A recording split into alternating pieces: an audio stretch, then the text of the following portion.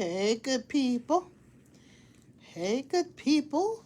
Welcome to Real Talk Live with Arnette D Love. And I just wanted to have a casual day with you. I have to redo what I started on Sunday. So I'm like, let's just make this casual, okay?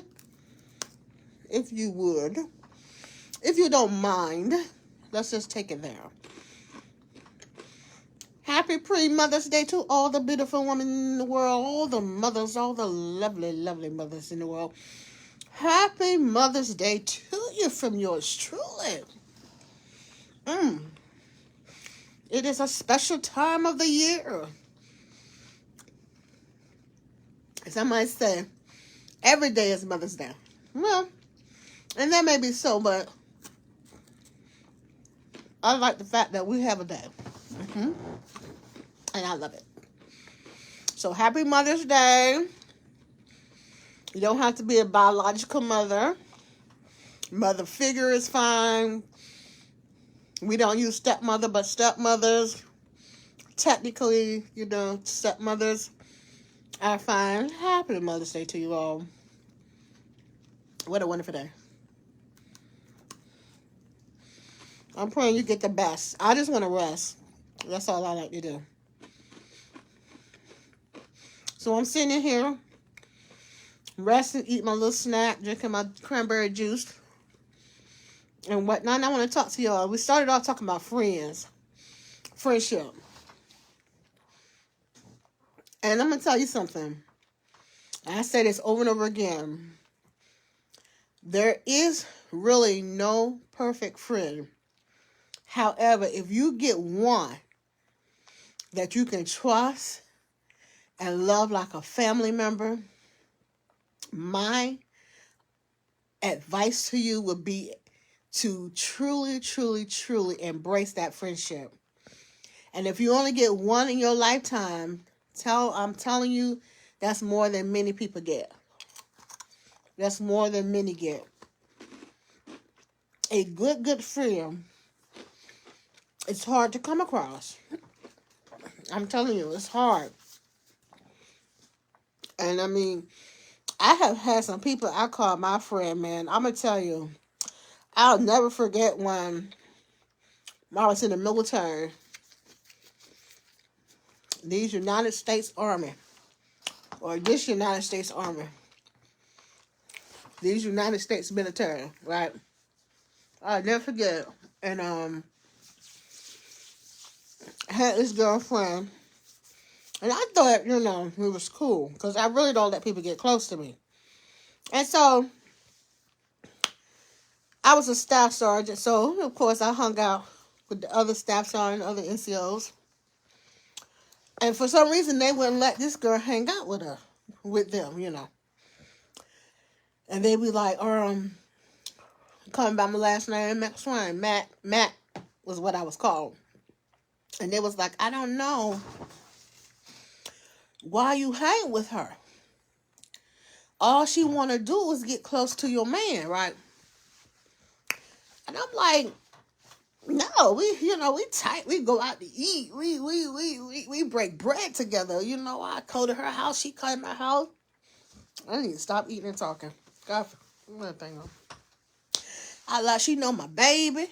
I'm saying, no, that can't be so, right? You know what I'm saying? Y'all,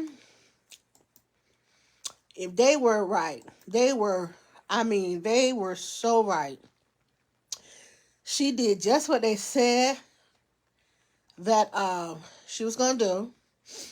And I personally was batting for her. I was rooting for her. That she would not make anything that they said true, right? So I was like, okay, since it is true, I got to get you back. You know what I'm saying? So I had to get me some get back because, see, back when I was younger, you couldn't mess with somebody I was messing with. You couldn't betray me. Let me put it that way. As a friend, you're supposed to betray me because I trusted you and I, took you in as a family, family as family. So yeah, I got her back, and it comes to find out that everything they said was true.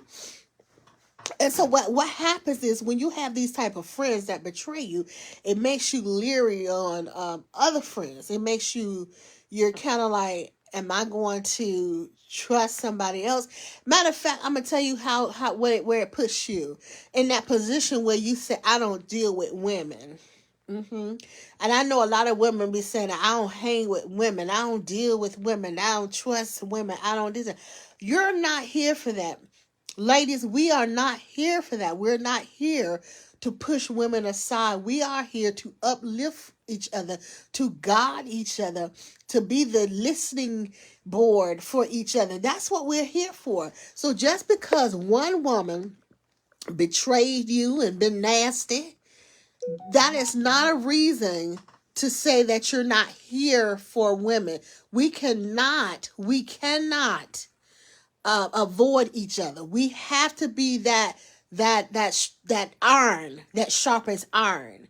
Okay, so don't let your experiences with a bad friend keep you from having other friends. We have to make sure that we embrace other women. We have to make sure that we look at our sisters and tell them how beautiful they are.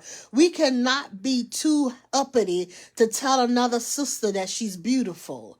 And even if you don't see the beauty immediately, help her get to where she needs to be. We don't talk down on each other just because someone else has burned us. Okay. And I mean, when I experienced that with this young woman, I could have been like, I don't want to nail another female in my face and this, that, and other. But no, I chose to deal with her the way I dealt with her with a little get back.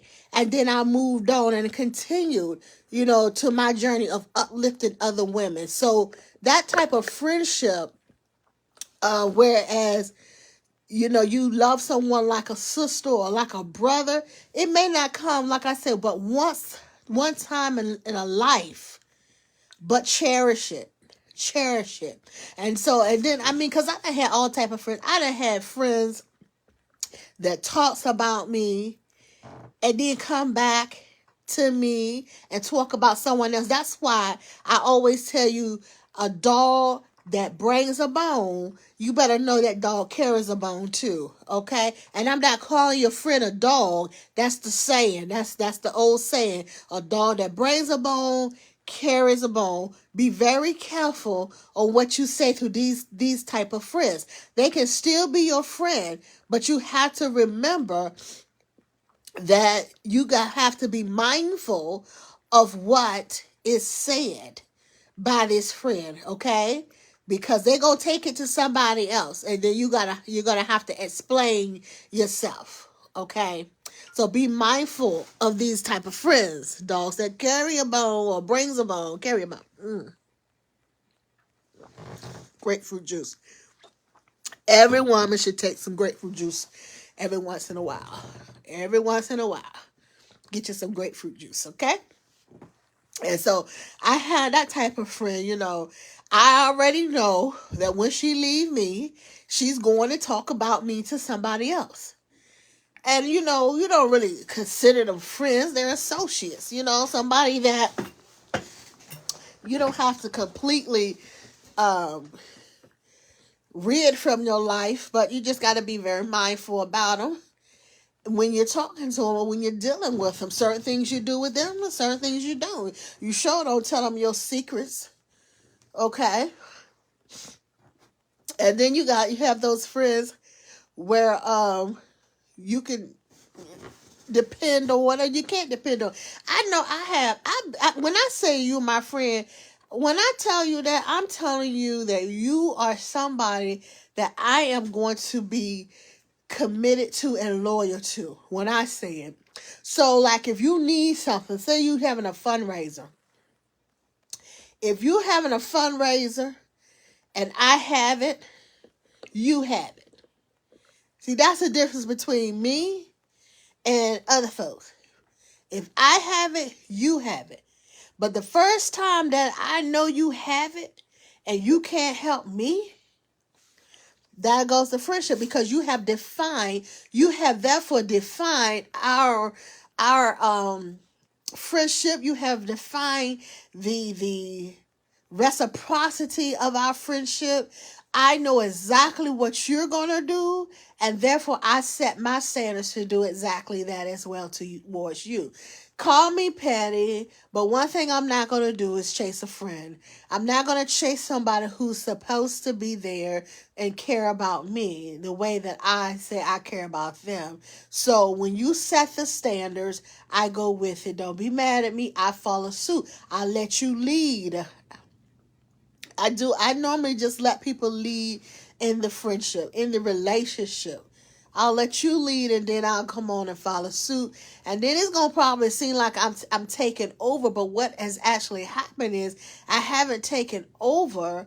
I have adapted to the situation. I've adapted to the way that you treat me, and so now this is, you've defined the friendship, and I'm moving with it.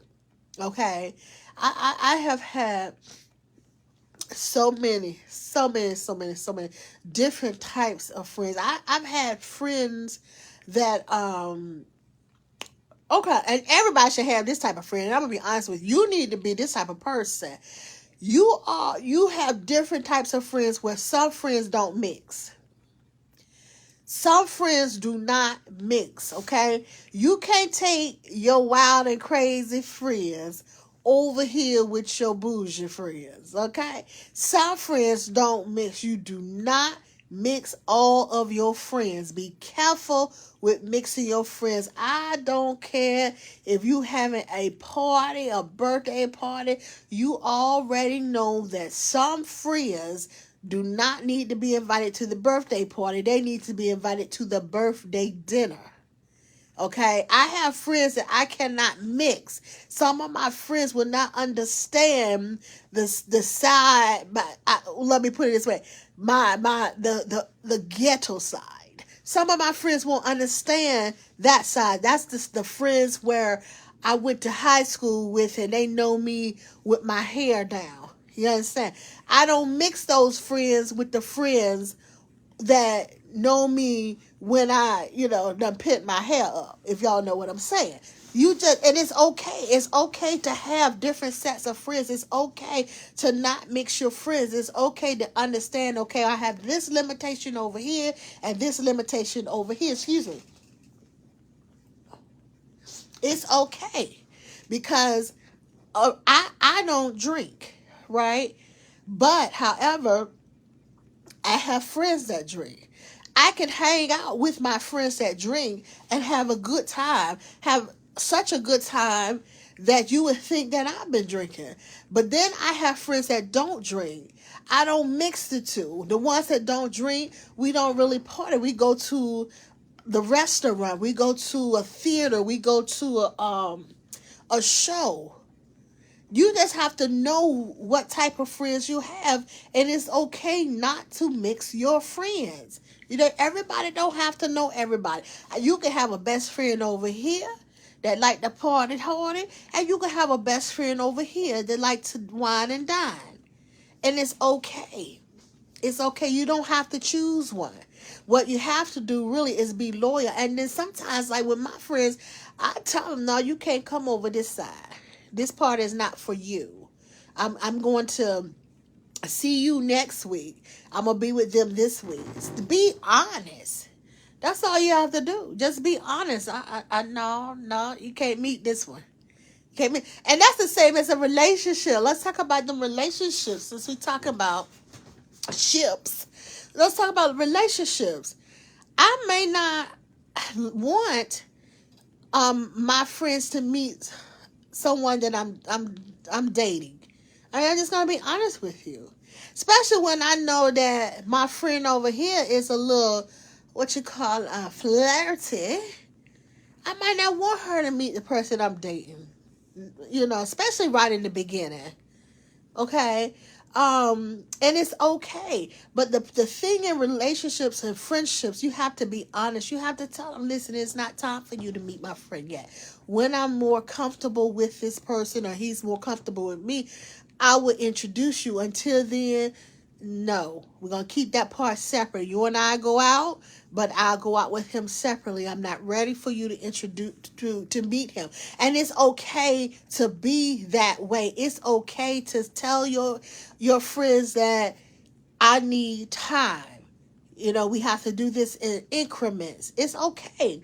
The problem I find, the hardest thing for me is to accept dishonesty. I have a problem with dishonesty. When I tell you that it sets me way off, it does. Because I was raised by a single parent, and my mother always taught me, if you lie, you steal. If you steal, you the other ill, you know?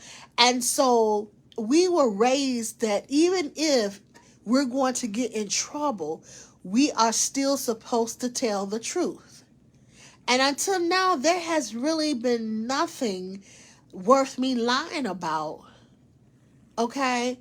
And I'm telling you, and that is the point blank truth for me. I haven't found anything worth me telling a lie about. Because, you know, a lot of times when you lie, you got to remember the lie. When you lie, it's a chance the truth going to come out, and the lie is going to make it even worse. So just tell the truth and accept the consequences once you tell the truth. My mother raised me like that, and I'm telling you, when I was younger, if I lied to her, I can't even ever remember lying to her, because I was so point blank and just a straight shooter that I would eat her food. Like, she'd be like, Lisa, leave something in the refrigerator, and she'd be like, don't eat it. And then I get hungry, I eat it, and she'd be like, who ate my stuff? I ate it. Oh, I knew I was going to get it. But why lie? Because all the thing that's going to happen when I lie, it's going to get worse. If y'all remember them old school beatings when you get beat and then your mama talk to you when she beating you, so you like, get a beating. I told you not to. And every time she beating you, she talking, I told you not to touch and mama be cussing, my S, and you put your D. I mean, every word I'm getting a beating for it. So why lie so that when, I do get a beating, it's making the whipping longer. I got whippers. I'm not ashamed. Y'all kids, I guess y'all can't whip y'all kids now. I'm bragging on the whippers that I got, because I needed every last one of them, because I just told you I did what I want to do. Mama told me don't touch something, I go touch it anyway. So I don't have a problem with telling people I got whippers. I did. And the whippers made me who I am today, made me better. I'm not saying whip your kids. Don't get your stuff out there and whip them kids and get locked up. That ain't what I'm saying. I'm saying for me in my house, I needed a whipping. I needed something, because that time out wasn't going to help me. That go to your room wasn't going to help me, because I would go to my room and go right out the window. So all that stuff wouldn't help me. Okay? Mama had to put the fear of herself in me. And she did it, but I still did what I was going to do. I was hard-headed. I didn't realize the severity that could come from being hard-headed. I didn't realize that I could have actually got hurt sneaking out the house and staying out all night. I didn't realize I could have ended up, in an adverse situation. I could have been taken away from my nice home and, my comfortable bed. I didn't realize it. So my mother had to show me, hey, you're going to do what I tell you to do while you're in my house. But that's why my mother was so quick to sign me away. I joined the military when I was 17. And when I tell you I joined at 17, I was I turned 17 in November. And in March, I was in the military. I was on delayed entry. And once I got out of high school in June, 4 months later, I was gone. I was gone. My mom was like, won't playing with me. I was in the field when I turned 18. I was in the field when I turned 18. I felt like crap. I was like, what is going on? I was like, is this my new life? You know what I'm saying?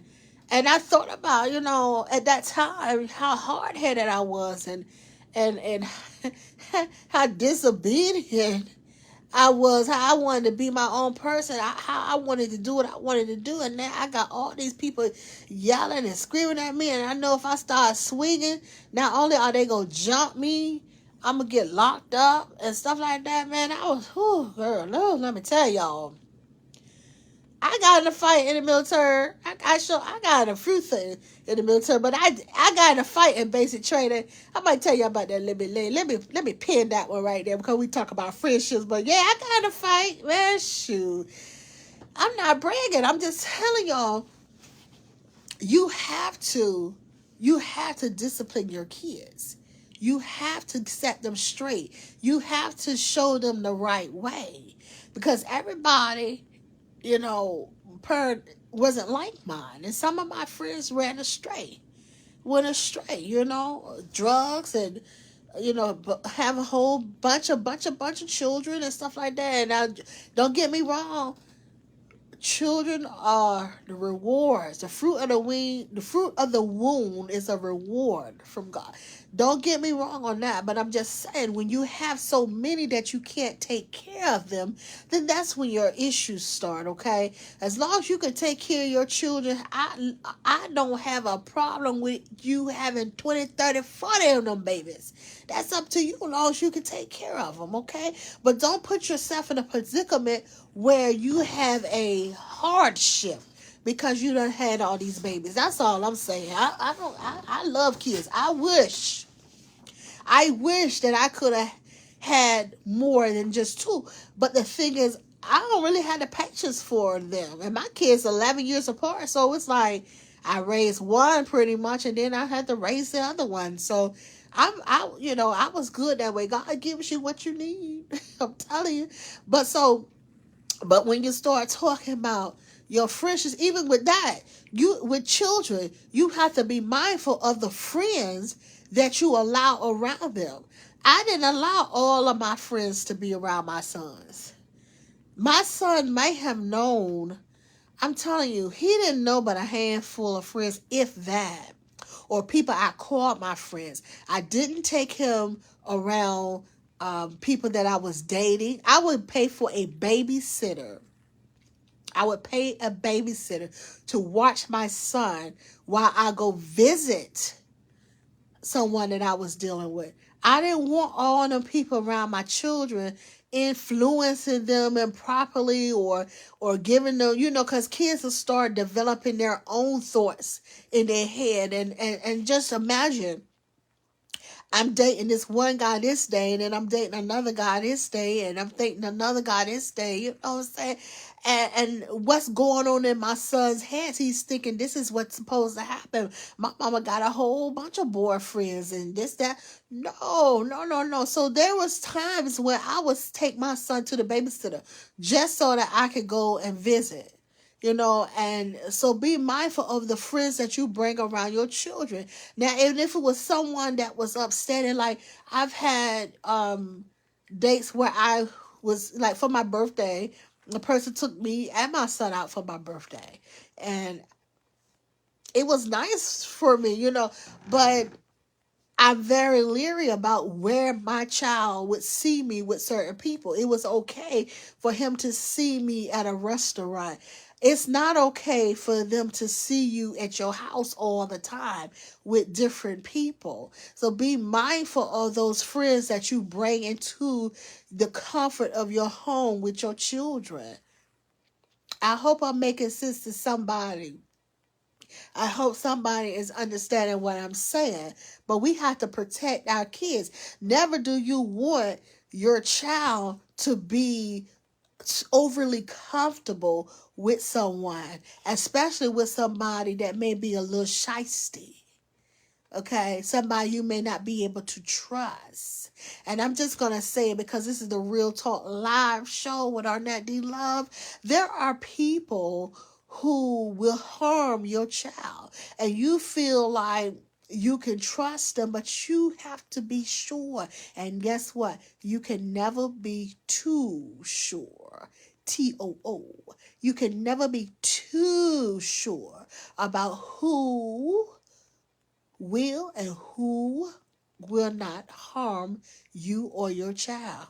Never, never. See, a lot of the incidents that happened amongst people, amongst children, amongst women, men and boys and girls were done by people we thought that we could trust.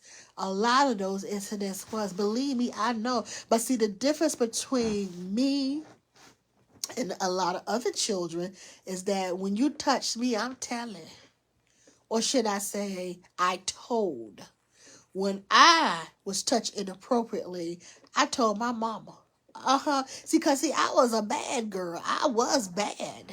But you weren't going to violate me. You didn't get to make me feel nasty or messy or icky as a child. I told mama. Because I knew my mama was going to believe me. And that's one thing I want to say, parents. Believe your children over your friends or over anybody. Believe them until it's proven that you can't believe them. Because you never know. I knew that Gail was going to believe any and everything I said because my mother taught me to tell the truth.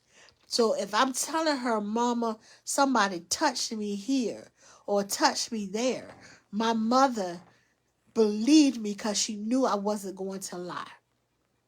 I remember one time I got in a fight. The girl had to be, she was younger than me. She might have been 2-3 years younger than me. And I was on the school bus, and I did not want to fight the girl, but I was raised that you don't get to hit me and I don't hit you back, right? They don't want you to raise your kids like that anymore nowadays. You know, they don't want you to promote the self-defense. But anywho, this is what was going on. So the little girl hit me, and I told her, I said, look, don't hit me again. So, because I was going to let that one go, you know. And she hit me again. So, next thing you know, they were picking her up off the bottom of the floor on the bus. In between the seats. She was in between the seats. And so, what happened, her mother, because I was about a couple years older, so her mother came to my mom's door.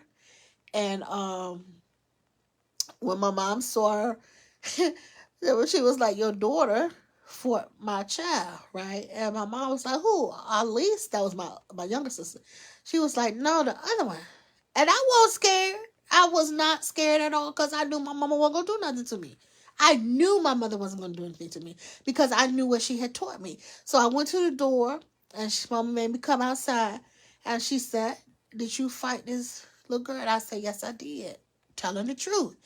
And she said, why? I said, because she hit me. And I told her, do not hit me again. And she hit me again, and then I hit her back. So my mom looked at her mom and said, okay, what? You know, and her mom asked her, did you hit her? And she said, yes. And my mom said, okay, what? And they left the porch. They left the porch because my mother knew that I was not going to lie. My mother knew that I was not going to lie to get out of anything. If I did it, I did it. I wasn't scared of the consequences.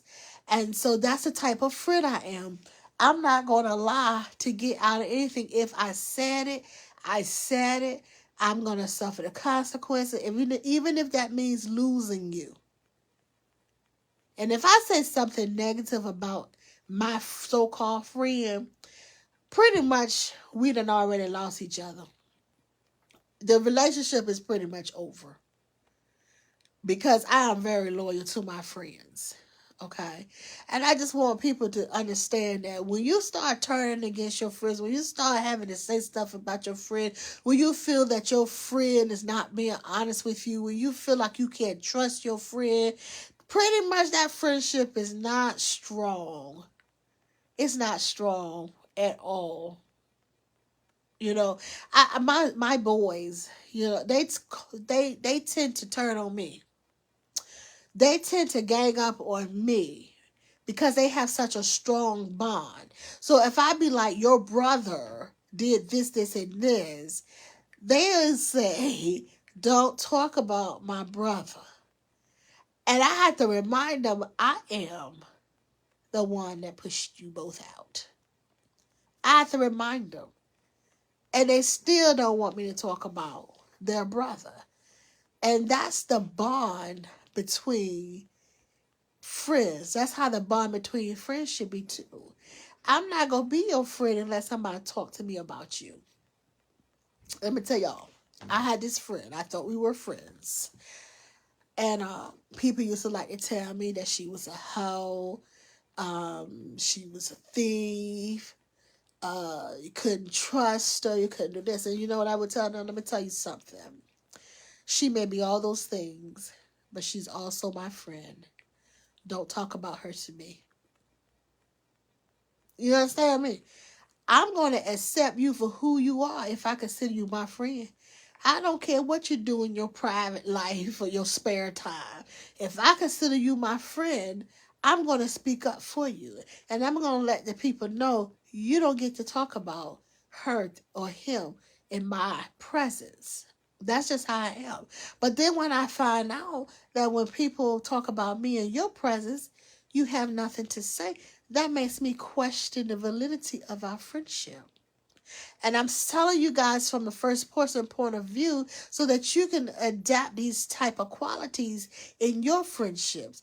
If your friend don't stand up for you in private, don't trust them standing up for you in public. Okay? And I hope you understand that. When y'all together and they stand up for you, it's for show. Because the reality comes and the validity of it comes. Will they stand up for you in private? Will they? When you're not around, will they allow people to talk about you? Or will they stop them in their tracks? And then you know you got a friend. I just want to talk about that. Because I notice things, but I never say anything. Half the time I don't call people out. I just pull away. It's not even worth discussing. Some things aren't worth discussing. I just pull away. Because I don't really care that much. I came into this world alone, and I know that I'm going to go out of this world alone. And my sons have already been directed to not let y'all come to my funeral and talk that craziness. You will not come to my funeral crying saying we was the best of friends when you and I never even spoke on the phone or went out. You will not lie at my funeral. My son has already been instructed to ask you to sit down. My son already said he's not having it. He's not going to have you coming to my funeral when you know you stabbed me in the back, and you're not going to be talking about, oh, I knew her back when. My son said he's not having it.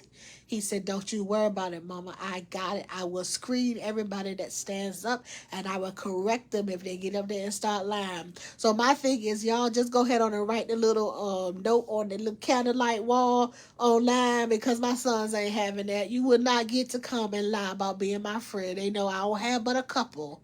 And they're not going to sit there and let you lie about you love me and all that stuff, and you went around there and dragged my name in the street. These are my babies. They know their mama, and they know what I want at my funeral. They know that my casket will be pinkish to white, and I will be wearing pink. They understand that. We've had this discussion. They know that they don't have to spend all of their insurance money on burying me, because I will be buried at Horton Military Cemetery. All they gotta do is get me a casket, and Horton's gonna take care of everything else. Uh-huh. And they don't have to take me to my church if they don't want to. They can have the funeral service right at the funeral home, so they don't have to pay to move my body. It don't matter. And they know that the preacher that gives the eulogy, if I can remember, it would be myself, because I would give my own eulogy. I'm going to tape it and record. I'm going to record it, and they can play it, and then I want everybody to go home. Will they choose to feed you? I don't know, because my sons are, a little bit on, they're not giving to waste their money on everybody. So I'm not sure if you're going to eat after they bury me, but I'm going to weigh it, and I'm going to ask my babies, are they going to feed the guests? And it's up to them. They might not want to feed you. Maybe they give you some poo-poo and then send you on home. But that's how it's going to be. My sons make all the decisions, and I told them, don't spend up all your money. Now, one thing I did ask, would you please take my body around the city of Portsmouth for one last hurrah with the horse and carriage? And when I was asking my youngest, and he was like, no, Mama, you ain't got to worry about that. And I'm like, what you mean I don't have to worry about that? He said, no, you told me not to spend up all my money. I don't want to think you're going to be getting a horse and carriage, buggy ride. I said, well, what if I'm, got a celebrity status? So he said, well, Mama, if you got a celebrity status, and then we will think about letting the horse and carriage take you around the corner and whatnot. He said, but until then, you going straight to Horton. That's what my baby said. That's what he said. Hey, can't argue with him, because I won't, I'll be to the ground. So it is what it is. But I will say this. Whew, be careful with them friends, honey. Get you some cranberry juice every once in a while, ever so often. And be mindful how you treat people. Remember that God loves you. I love you. Make sure you love yourself. Go on and love someone else. Till we shall meet again. May you be tremendously blessed. And may you have a friendship, at least one in your lifetime.